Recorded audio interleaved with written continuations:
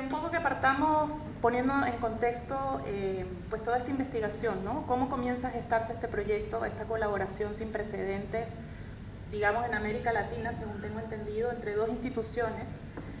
A mí me parece muy bonito, digamos, desde el punto de vista de lo que significó esta colaboración entre dos instancias para comenzar a rearmar y volver a poner al día lo que es la colección del Museo de la Solidaridad, sacar estos archivos a la luz.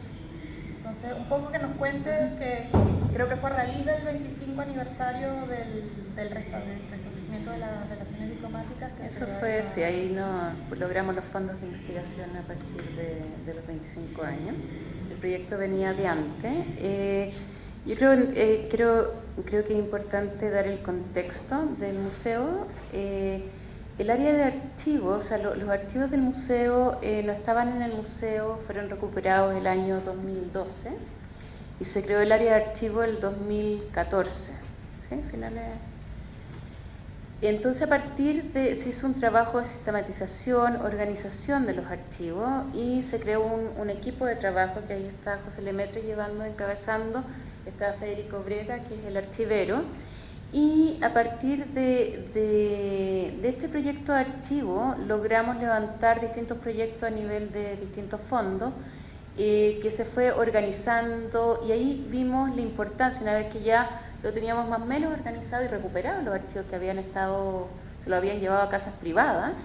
Ahí vimos la necesidad, porque creemos que el museo, su historia, tanto su colección como su historia son clave para la historia del arte latinoamericano que no han sido revisadas, ¿sí?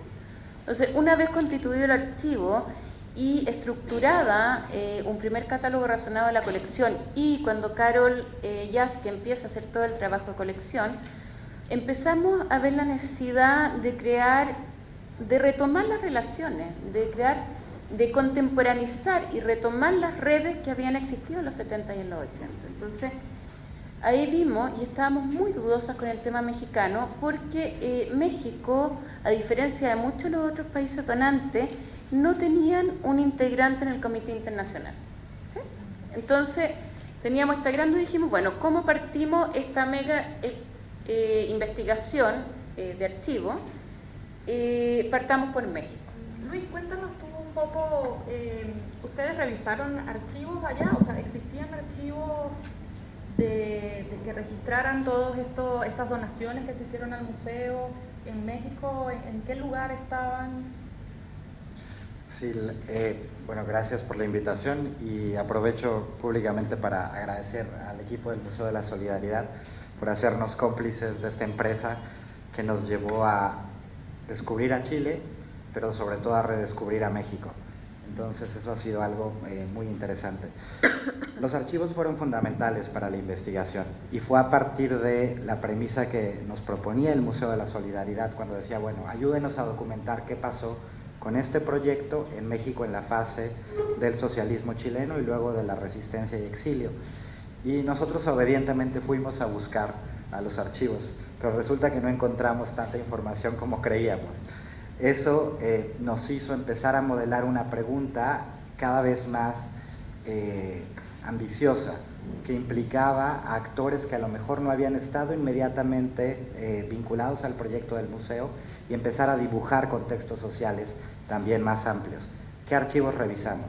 Digamos, los más obvios eran los de ver los listados de donantes, donde si tú tenías a Manuel Felgueres, ibas al archivo de Manuel Felgueres. De pronto lo que te topabas es que no había información o él no lo recordaba tan claramente. Eso hizo que nos moviéramos a otro archivo como el de la Secretaría de Relaciones Exteriores, donde sí encontramos algunos documentos importantes, pero lo más fundamental que encontramos, por ejemplo, en ese archivo, no tenía que ver con el Museo de la Solidaridad, sino más bien con el apoyo, con los cables que permitieron la llegada de los primeros exiliados chilenos. Y eso era una joya, un tesoro que estaba allí que no queríamos dejar fuera. Entonces, en la medida en la que fuimos avanzando con la pesquisa en los archivos, nos dimos cuenta que el relato se hacía cada vez más complejo o implicaba otros relatos. Donde quizá encontramos más información fue en el archivo de la promotora cultural Fernando Gamboa, que resguarda directamente los documentos de Fernando Gamboa. Él era un promotor cultural que yo creo que estaba muy consciente de su papel en la historia, entonces recopilaba todo, los folletitos que encontraba aquí y allá, las cartas. Entonces ese fue un gran repositorio. Pero sobre todo, el proyecto construyó un archivo de memoria oral que fue fundamental. Tuvimos que entrevistar a la gente, a los actores que habían estado participando de las donaciones o bien que habían sido fundamentales en el exilio chileno, y a ellos los documentamos con un registro audiovisual, que teníamos desde el primer minuto claridad de que ese tenía que ser un componente. Es decir, este proyecto permitió reconstruir la historia de los años 70, pero es una historia que se reconstruye a pedazos y con las memorias fragmentarias de todos nosotros. Entonces, los testimonios, en su vertiente de entrevista individual o bien de diálogos colectivos con los investigadores y con los protagonistas de la época, fueron fundamentales. Así que yo creo que es un poco un caso inédito de cómo se va investigando el archivo y se piensa en formas de desplegarlo de manera original en una curatoría que no es la que habitualmente encontramos en los museos de Cubo Blanco.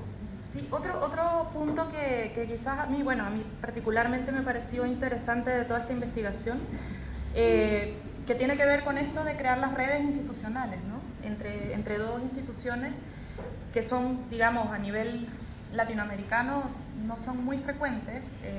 Quizás existe esto de las exhibiciones que itineran por distintos países, la misma exhibición que va viajando de museo en museo, pero una colaboración que parte desde una investigación es para mí algo particularmente extraño.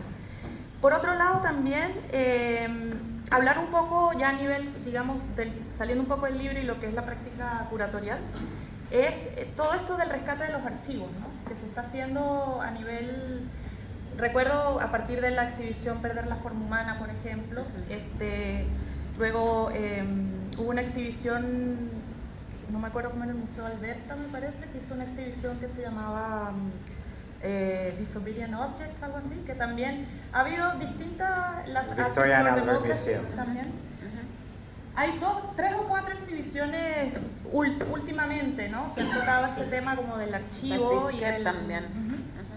Entonces, quizás comentar un poco de cómo se empieza a musealizar el archivo, cómo todas estas historias pasan a ser objetos de museo, ¿no? Bueno, esta es una tendencia evidentemente, sí, en la curatoría, sobre todo de los 90 para acá, y que viene empujada directamente por la necesidad de presentar prácticas de arte no objetual, o arte conceptual, que no tiene, digamos, una traducción directa de la que solo quedó el registro, y en los que muchas veces el registro fotográfico en video o el documento de una acción que estuvo pensada de manera efímera, piensen por ejemplo en la escena de avanzada para el caso chileno, se repone en el espacio del museo con un carácter que es aparentemente de archivo o de registro. Muchas veces esto adquiere también un carácter fetichista, que es con el que nos ha enfrentado el mundo del arte cuando estas prácticas necesitan ser coleccionables o hay gente interesada en comprar esos documentos casi como si fueran las obras en sí mismas. Además de que es una práctica también que los artistas contemporáneos han rescatado en términos de cómo producen su obra, es decir, el archivo como un lugar de creación. Piensen en Eugenio Dittborn o en las fotografías de Rosángela Renault para el caso brasileño. En fin, pero más allá de eso, creo que nuestra exposición no nada más intenta darle forma a prácticas no objetuales, sino que necesita del archivo para mostrar un contexto que de otra manera es muy complejo y necesita de los registros audiovisuales, de los documentos, de las obras, todos, digamos, como creando una atmósfera que nos introduce o que intenta introducir a los espectadores de la forma más pedagógica posible en lo que fue una Latinoamérica que no está más, donde se cruzaban sueños, utopías con también momentos de represión y de mucha intensidad política. Yo quizás quisiera cerrar leyendo los 2 últimos párrafos de la conclusión del ensayo que escribiste con Amanda, Dice, hablar de la historia del Museo de la Solidaridad Salvador Allende y los envíos mexicanos en la década de los 70 implicó adentrarse en un contexto más amplio en el que emerge en todo momento la relación entre arte y política. Asumir esta discusión propone partir de una historia social del arte y profundizar sobre la constitución del campo cultural en México y en América Latina, entender sus contradicciones y tensiones constitutivas. La efervescencia política de los años 70 y el significado de la solidaridad artística de la época no serían posibles en las actuales circunstancias históricas, en la medida en que las nociones de utopía, revolución y vanguardia carecen del significado social que tuvieron en aquella época. No obstante, la exploración de ese momento histórico nos permite profundizar en los debates de orden político y estético, y al mismo tiempo entender algunas de las preguntas que han acompañado a la producción artística, sobre todo en el siglo XX. El papel de los artistas en la sociedad, la relación entre el arte y la vida, la identidad de los objetos artísticos. Estos cuestionamientos irrumpen algunas veces de forma más visible y contundente en procesos históricos más amplios. Sus respuestas son contradictorias, intrincadas y múltiples. Es en esas circunstancias en las que se configuran los nuevos derroteros artísticos.